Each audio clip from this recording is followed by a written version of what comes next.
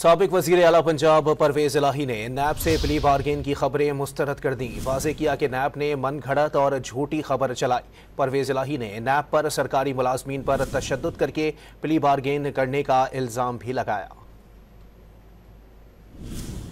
एक मन घड़त और झूठी खबर जो चलाई है, सैकड़ों सरकारी मुलाजमीन को पहले अगवा करके मारपीट के प्ली बार्गेन करने के लिए, अपनी कारकर्दगी दिखाने के लिए उन्होंने ये सारा काम किया है। और उन्होंने जो पैसे दिए हैं मेरे साथ, क्या उनको खामखा लिंक करने का मसला है? क्यों लिंक कर रहे हैं मेरे साथ? ये सारा झूठ का पलंदा है।